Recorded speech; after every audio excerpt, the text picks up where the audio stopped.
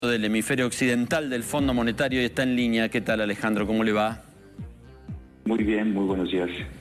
Alejandro, ¿cómo se está llevando la Argentina con el Fondo Monetario? Porque viene como dual la información. Por un lado acuerdan, por otro lado hay comunicado donde se critica la falta de cumplimiento de las metas. ¿Cómo lo ve usted?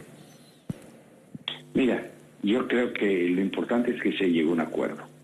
Y al final del día, con ese acuerdo, un poco se cierra este capítulo de la relación entre el fondo y el gobierno del presidente Fernández.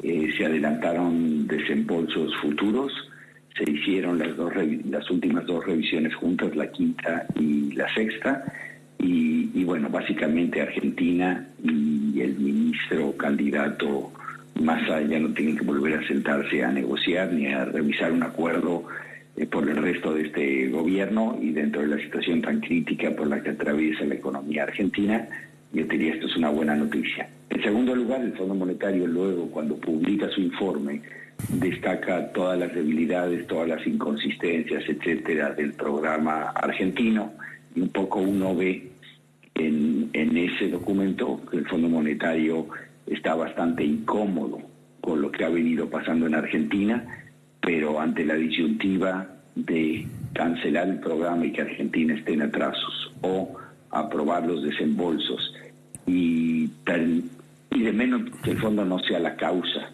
de un deterioro y un descenso hacia una mayor volatilidad financiera en la Argentina, prefirieron ir para adelante, concretar estas revisiones y darle los desembolsos a Argentina. Entonces esa dualidad de, como tú dices, que políticamente, y dada dos opciones muy malas, o seguir con un mal programa o realmente volverse una parte importante frente tal vez a la opinión pública y en el discurso político, sobre todo en esta época de campañas, el fondo prefiere pues básicamente ya terminar con este puente hacia un nuevo gobierno que espera sea mucho más serio, sea un gobierno mucho más enfocado en resolver los problemas de Argentina. Claro, está bien la explicación que usted da, porque si no es difícil de entender cómo parece un alumno que va a rendir una evaluación, contesta todas las preguntas mal y lo aprueban igual. Exacto. Bueno, también está el tema, obviamente el tema de la sequía en medio, pero claramente los problemas o el diagnóstico del fondo con respecto a la implementación del programa por parte de la administración del presidente Fernández viene siendo muy negativa aún antes de la sequía. O sea, el año 2022, año en el cual Argentina tuvo exportaciones récord, este gobierno no fue capaz de ser un poco previsor y acumular más reservas internacionales para el caso en el cual tuviesen un choque negativo, ¿no? Entonces, si bien el fondo entiende que la sequía es un choque importante y que obviamente merece una revisión de metas, también sus programas deberían permitir que las economías, sobre todo habiendo tenido un choque positivo en años anteriores, pues que puedan estar listos para hacerle frente, aunque sea parcialmente, a un choque de este tipo. Entonces sí, yo diría que hay bastante malestar, pero bueno, ninguna opción es buena para el fondo, y decidieron esta que yo coincido, creo que es la menos mala. Alejandro, yendo al hipotético cambio de gobierno, digamos, el hipotético cambio de signo del gobierno, en el Fondo Monetario le da, ¿tienen opiniones ya sobre Milei y sobre Patricia Bullrich, o prefieren no hacerla, o se conversa del asunto? Mira, siempre se conversa muchísimo, digo, obviamente tienen opiniones. Por ejemplo, recientemente publicamos un libro con Martín Garangizer que se llama La Argentina en el Fondo, un poco donde contamos cómo son las negociaciones entre Argentina y el Fondo, sobre todo enfocándonos en los últimos dos programas, y ahí claramente digamos, una responsabilidad de los funcionarios del fondo es hablar con todas las fuerzas políticas del país, tratar de entender dentro del humo que a veces es este diálogo, sobre todo cuando los políticos están en campaña, cuáles serían sus programas económicos y cómo se le podría dar continuidad, sobre todo en función del alcance de los principales objetivos del programa, con los diferentes con los diferentes eventuales gobiernos de Argentina después de la elección de 2023. Entonces, claramente hay diálogo, hay además la generación de diferentes escenarios que obviamente reflejan las diferentes políticas que están mencionando los candidatos, y en base a eso también discuten la viabilidad presente del programa, porque todo programa económico no solo depende de lo que se está haciendo ahora, pero también de las expectativas futuras. ¿Y usted conoce o le consta o algo así esto que en su momento dijo Massa, que Milei avaló también, diciendo que la gente Juntos por el Cambio fue a pedirle al Fondo Monetario que no acordara con la Argentina, que lo dejara caer? Mira, yo obviamente yo no soy parte de esas conversaciones. Los funcionarios del fondo también son muy cuidadosos en comunicar estas cosas con factores que ya no están en el fondo. Se me hace tremendamente improbable, primero, que eso se haya planteado. Segundo, se me hace todavía mucho más improbable que los funcionarios del fondo le digan a Massa lo que hablaron con otro partido político. Los funcionarios del fondo, estuve yo ahí 9 años, sé cómo actúan, son bastante predecibles, y además conozco a los individuos que forman estos equipos, y de afuera me he hecho una idea de cómo opera y actúa el candidato ministro Massa. Y ya ha filtrado muchas cosas que yo he sabido que no son ciertas. Entonces, yo dudo mucho que los funcionarios del fondo le hayan hecho ese comentario a Massa. Alejandro, la otra pregunta que quería hacer, porque es el candidato de moda y porque tiene algunas, al menos, opiniones o propuestas que parecen algo heterodoxas o rupturistas, si se quiere. ¿Cuál es su opinión personal sobre Milei? Mira, yo creo que es una pregunta tan amplia.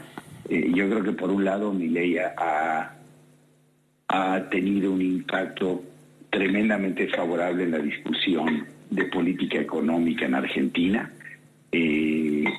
Ciertas, digamos, políticas públicas que son obvias deben implementarse en Argentina, se habían vuelto palabras prohibidas, ¿no? Como ajuste fiscal. A nadie le gusta ajustarse, pero cuando tus ingresos no alcanzan para tu gasto, o terminas haciendo un default en tu deuda, o terminas con una inflación que es lo que muy alta, que es lo que pasó en Argentina. Entonces Argentina necesita un programa fiscal tremendamente ambicioso. Y previo a Milei, a lo que a mí me tocó trabajar, y contamos en el libro con Martín Kannengisser sobre el ajuste fiscal con el gobierno de Macri, era políticamente siempre muy complejo. Hoy creo que Milei ha sido muy claro en lo que necesita Argentina, cómo Argentina necesita achicar el Estado, necesita ser más competitivo, eventualmente con una carga fiscal más baja, y necesita erradicar el financiamiento monetario del Banco Central al Tesoro. Segundo, creo que Milei ha sido muy claro en decir que la economía argentina tiene que ser mucho más abierta, mucho más competitiva, se tienen que terminar las prebendas al sector empresarial y a los estratos más altos de la sociedad. Creo que todo eso es tremendamente positivo. El tema de la dolarización, lo he comentado en otros lados, creo que no es un tema para una implementación inmediata, y en ese sentido creo que la discusión se debe concentrar en estos primeros elementos del programa económico: la consolidación fiscal, el programa de reducción del Estado, el equilibrio del balance público y la reducción de la emisión monetaria, y la apertura y las medidas que apoyen la competitividad de la economía. Y por el lado preocupante, yo te diría claramente la falta de compromiso con las instituciones o con la reforma de las instituciones, declaraciones que en algún momento levantan ciertos cuestionamientos con el compromiso con un esquema democrático, esta tendencia a veces a hablar de los referéndums, etcétera, si el sistema político no avala sus medidas, lo cual obviamente va más en línea de líderes con una tendencia autocrática que con líderes democráticos, que es obviamente lo que uno aspiraría a ver en Argentina.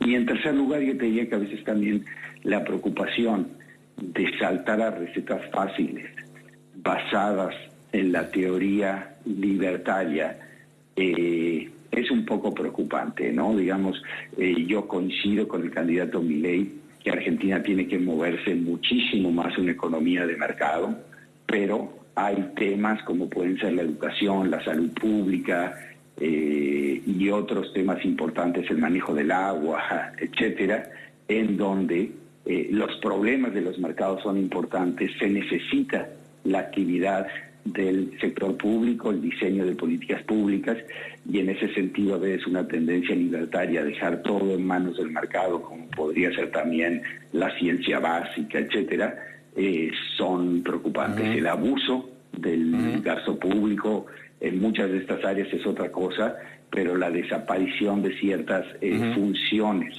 de política pública en temas claves, como dije antes, en salud, en educación, en temas de cambio climático, etcétera, también es preocupante. Entonces, bueno, hay varios temas de que hablar y en ese sentido, entonces, como dije, temas muy importantes y muy positivos y algunos temas preocupantes más en el campo de la democracia y de la intervención pública, sobre todo en casos en donde hay fallas importantes de mercado. Muy bien.